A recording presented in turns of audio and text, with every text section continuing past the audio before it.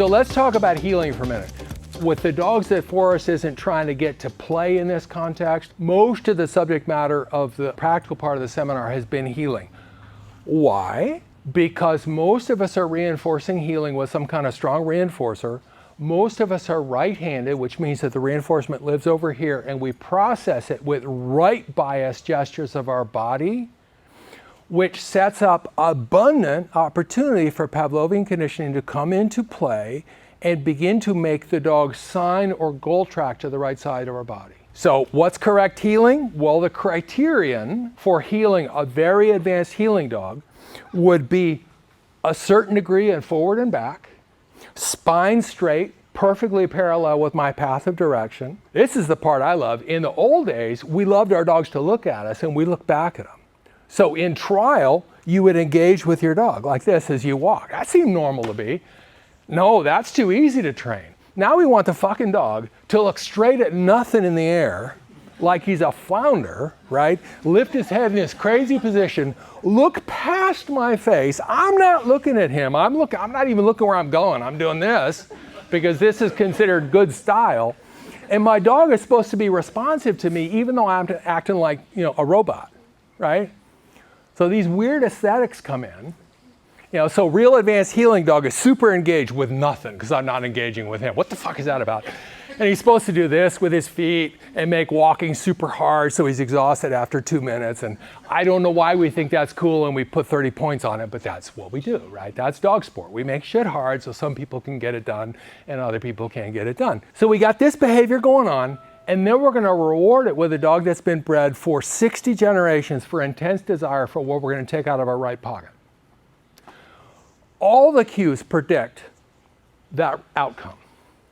Sign tracking, the irresistible forces of Pavlovian conditioning, bring him forward and across and gravitate towards this pocket.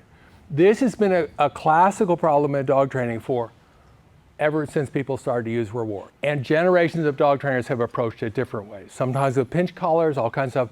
Forrest is showing you how to put layers of insulation between the behaviors involved in processing the reward and your target behavior so that every time you give the dog the reward, that does not erode your target behavior. Where the marker comes in, there's the delay problem. Like if I was working my dog and I wasn't using a marker, I was just rewarding the dog, and I took a second and a quarter to get the ball out of my pocket and into the dog's mouth, I think most of us would think it was kind of slow. But I would look very hurried, right? Like if I had to get my hand from here into my pocket, free it, and boom, give it to my dog. I almost hit you in the head with that. I'm so sorry. Like if I took a second and a quarter, I'd be in a hurry. But in a conditioning sense, that's a long time. And also, more importantly than it being a conditioning sense, a lot, not just a little bit of time, but also a lot of behaviors intervene. So the dog's prancing at my side like an idiot, with his eyes pointed straight up at nothing, even though I'm looking straight ahead. He's doing all these behaviors.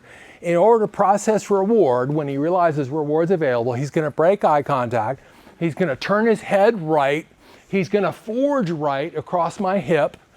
He's going to fixate. He's looking for my right hand because he knows he's also gravitating to the noise I make in my rain jacket or my training vest or whatever. He's moving. He sees the hand, surges up towards it. All these behaviors intervene.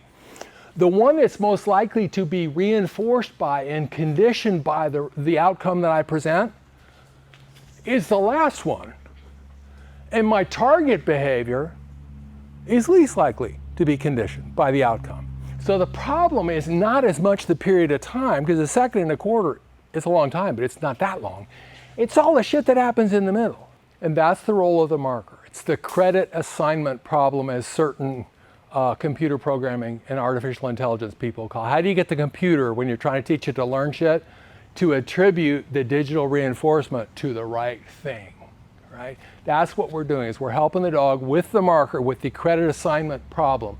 Which of your behaviors, even though they happen in a stream and a bunch happen between what I'm trying to reinforce and actually getting reinforced, how do you assign it to the right thing? That's the role of the marker. So there's at least three problems. One of them is the raw delay. The bigger problem, in my opinion, is the intervening responses that the dog shows between target behavior and actually feeling reinforced. And then the third problem is just the raw anticipation of reward. Because an intensely motivated dog at my left side is only thinking about getting to my right side. And if he's tremendously like this, all these tensions set up by Pavlovian conditioning, the kind of power that's been given the dog by 30 or 40 or 50 generations of selective breeding, all that power will bring the dog right. And it's insensitive to consequences. I can punish. I can withhold reward. I can do all kinds of things. But because it's a Pavlovian behavior, it will still happen, right?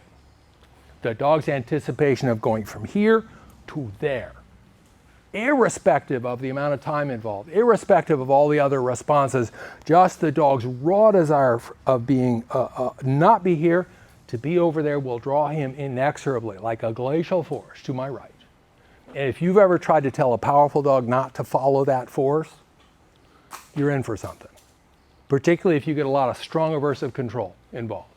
Then it gets critical real fast. Critical in the sense of like a nuclear reactor melting to the center of the earth, right? You put a strong dog in between the forces of avoidance and appetence for an intense reinforcer, you get a real critical situation going real fast. Okay, so the way I explain marking to people, have you guys ever been to a real active party where people are doing like the boogaloo and there's loud music and the lighting is really bad and you don't really know what's going on, you're looking for your friends, there's just this mob of people doing the hokey pokey, right? And then one guy takes a picture and you get this thing like, there's your friend in just this frozen moment across the party. In the moment that your other friend took a picture, that's what you're doing. The best explanation I've heard of marking is taking a picture of that moment in time to identify it for the dog. Now, one of the things is you don't necessarily have to do that with a secondary positive reinforcer. You can do it with any salient stimulus. So it can be shown, data will show that I can identify, I can mark a behavior in time with like a loud noise or a flash of light that means nothing to the animal. It isn't conditioned. And it will help identify, it will help the animal with the credit assignment problems. So all I got to do is do something super noticeable at the time that the animal emits the response, and it will more readily associate their response with a delayed reinforcer.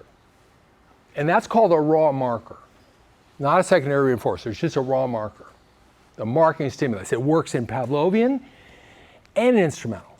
There's all kinds of important behavioral phenomena that work analogously in Pavlovian conditioning and instrumental conditioning, which is one of the reasons I'm telling you, they ain't as different as you think. They're incredibly interdigitated.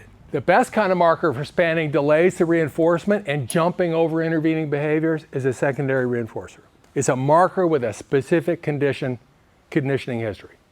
That's the one that works the best. And my message about secondary reinforcers for a long time, until actually I did the reading necessary for this series of lectures, I trained my marker like a lot of people did, which was on the fly while I was training. So I just introduced the marker while I was training, which means from a Pavlovian sense, it was a very delayed procedure. So the dog gets on the table, yes, I pay him a second and a half later, however, whatever. So I was just training my marker on the fly and rereading this material said, I'm an idiot. I need to condition my marker as a separate procedure with a very short delay in a non-reward context with distributed trials. Then I get a marker after a few trials where I say yes, and the dog goes, yeah, what is it? So the secondary reinforcer has a fractional reinforcing value, and it also carries an important piece of information. That's why it works better than a raw marker.